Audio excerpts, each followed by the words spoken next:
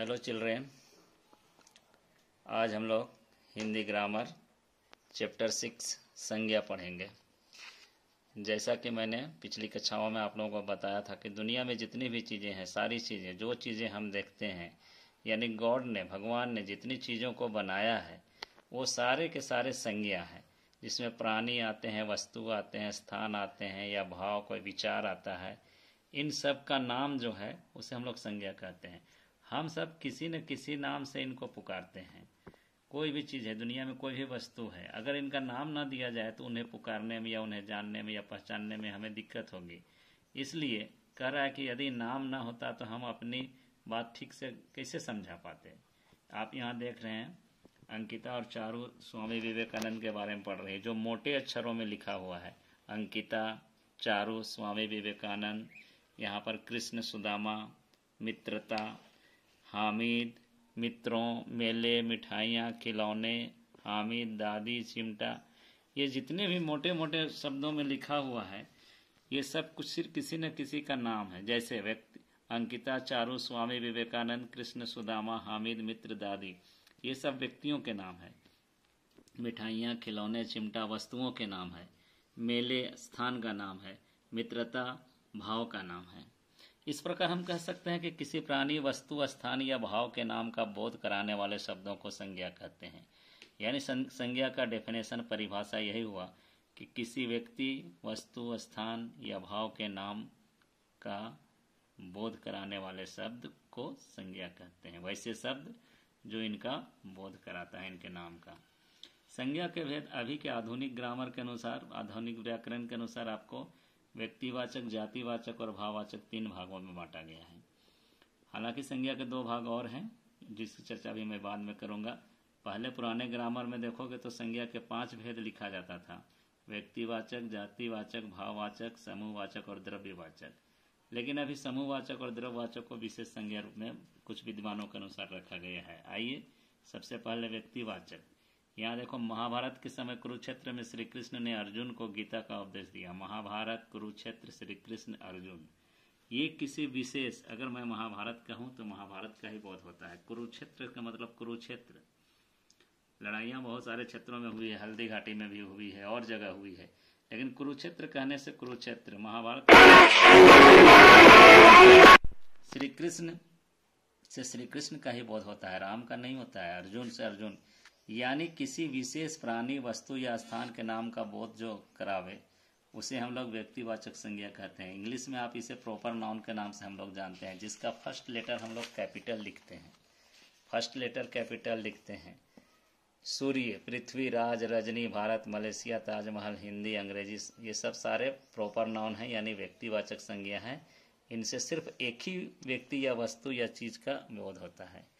आइए दूसरा है जातिवाचक संज्ञा, पूरी जाति का बोध। जैसे घोड़ा घास खा रहा है, घोड़ा कहने से बहुत सारे घोड़े हैं, लाल घोड़ा, पीला घोड़ा, कोई भी घोड़ा आ सकता है, चेतक घोड़ा है ना, घास। तो इस तरह से उसकी संपूर्ण जाति के बारे में जो बताए उसे जातिवाचक संज्ञा कहते हैं। यानी जिस संज्ञा शब्द से किसी प्राणी, वस्तु या स्थान की संपूर्ण जाति का बोध हो उसे जातिवाचक संज्ञा कहते हैं। जैसे विद्यार्थी, विद्यार्थी करने से सारे विद्यार्थी बोध होता है। देश से बहुत सारे देश हैं, भारत, पाकिस्तान, चाइना, सभी आएंगे।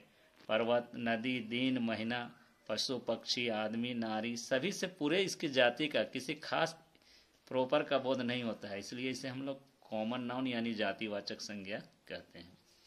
तीसरा भाववाचक संज्ञा, गर्मी के कारण थकान जल्दी महसूस होती है। यहाँ आपने देखा गर्मी और थकान 2 मोटे शब्दों में लिखा हुआ है, जिन्हें केवल महसूस किया जा सकता है। यानी भाव किसी प्राणी, वस्तु आदि के गुण, दोष, दशा आदि का बोध कराते हैं। इसके बहुवचन रूप नहीं बनाए जाते हैं, याद रहे। गर्मी का गर्मिया, थकान का थकाने नहीं होता है, ये सब याद रखना है। जो शब्द, तो मतलब ये भाववाचक संज्ञा ऐसा संज्ञा है जिसका कि सिंगुलर प्लूरल नहीं होता है। जो शब्द किसी व्यक्ति, वस्तु या स्थान के गुण, दोष, दशा आदि का बोध कराते हैं वे भाववाचक संज्ञा कहलाते हैं। यहाँ उदाहरण देखिए, उदासी, ठंडक, बुढ़ापा, बचपन, खुशी, दुख, जीत, हार, ये सब।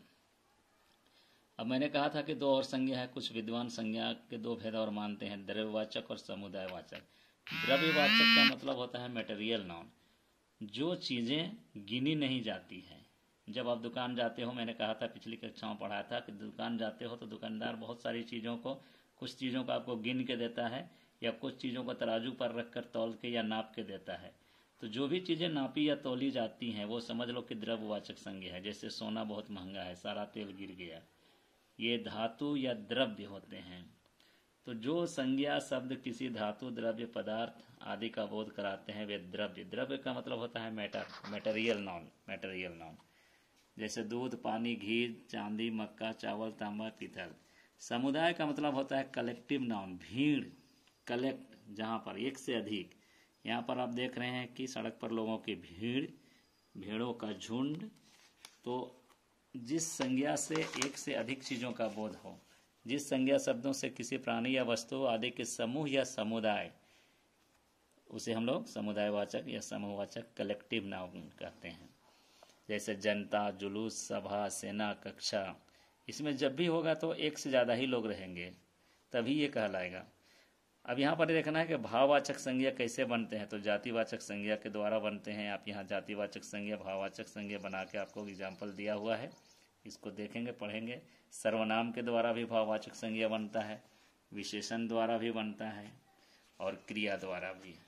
तो कुल मिलाकर आप लोगों ने सीखा कि प्राणी, वस्तु, स्थान या भाव के नाम को संज्ञा कहते हैं।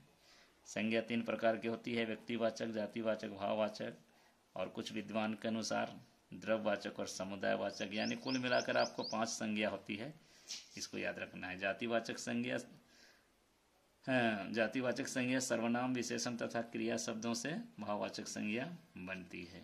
प्रश्नों को आप लोग कॉपी में लिखेंगे। संज्ञा किसे कहते हैं उदाहरण सहित लिखिए। संज्ञा का यहाँ डिफिनेशन बुक से लिखेंगे। आपने देखा यहाँ पर संज्ञा का डिफिनेशन लिखा हुआ था, किसी प्राणी, वस्तु, स्थान, भाव के नाम को, इसको आपको लिखना है और उदाहरण लिखना है, एग्जाम्पल। संज्ञा के भेद बताते हुए भाववाचक संज्ञा के कितने भेद हैं? 3 भेद हैं, और कुछ विद्वानों के अनुसार 2 भेद और है, उसको भी लिख देना है। और भाववाचक संज्ञा के उदाहरण 2 लिखना है। यहाँ पर सही कथन में स्माइलिंग और सैड फेस बनाना है। जो सही है उसको स्माइलिंग करना है, ये स्माइल करना है। जो गलत है सैड फेस बनाना है। ये इसको पढ़ के यहाँ पर व्यक्तिवाचक, जातिवाचक और भाववाचक सबसे पहले वर्ड के यहाँ अंडरलाइन करें। जितने भी संज्ञाएं हैं उसको अंडरलाइन करें और फिर यहाँ पर कॉलम में लिखना है। ये काम बुक में ही होगा, ये भी काम बुक में ही होगा। दिए गए शब्दों से भाववाचक संज्ञा बनाएं। पीछे भाववाचक संज्ञा दिया हुआ है, यहाँ से आप देखकर इसको लिखेंगे। ये पहेलियाँ हैं, इसको पहचानने का, बूझने की कोशिश करें, ठीक है। और सारा चीज़ बना के रख लें, ठीक है। नेक्स्ट क्लास में मिलता हूँ। Thank you.